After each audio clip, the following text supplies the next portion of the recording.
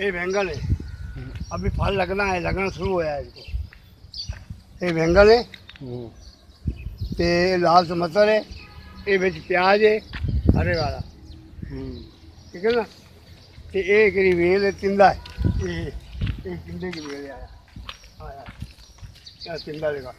एक है ना लौकी होती है गोल वाली है, वो पेथा होता है, उनको बड़ा कदर है। मैं रह गया सबर मंदी में भी, बच्चा काम करता मेरा उधर।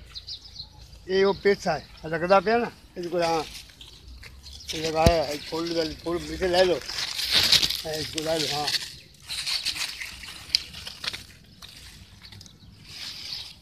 एक खरबूजा पड़वा, खरबूजे का चलो, एक खरबूजा लगा पे है, दो को दाने आज लगी हुए दो, एक आध पे है ले लिया। एक खरबूजा है, ये लौकी, ये लौकी है, इस पहले लौकी तोड़ ली है, पहले इसे लौकी तोड़ ली पहले मैंने, है ना। लौकी है निक्की है, कॉफी चाहिए, हाँ निक्की है, छोड़ दाने बड़े बड़े बड़े पैसे। चलो लौकी इधर आ लो, ये खरबूजा है, ये पे आई बी, ये कहीं पड़ा दाना अंदवाने ला आया आया आया, ते एक चोर पड़ा है इतने काफी आया आया आया आया आया क्या आप रूम हो रहा है ना।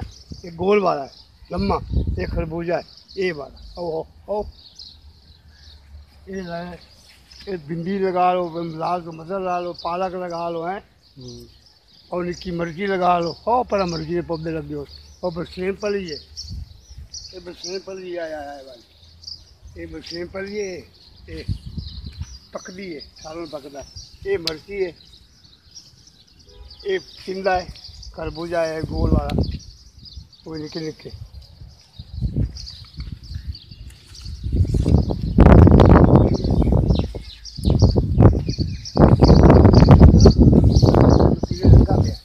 बड़े दाने फैलेंगे,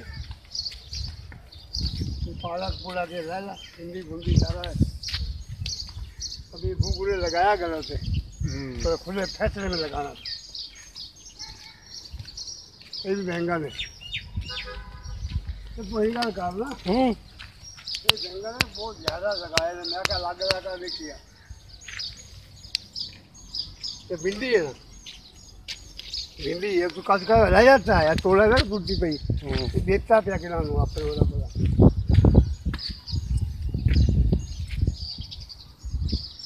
रात मसाले और धनिया, ये भिंडी है देखे ना, ये मूली है, हाँ देखे ना, आए निकला फूल मूली मूली, ये अगू मुड़ा आ गया लाल मसाले, बैंगन है सारे जाएगा सीढ़ी आ जाती।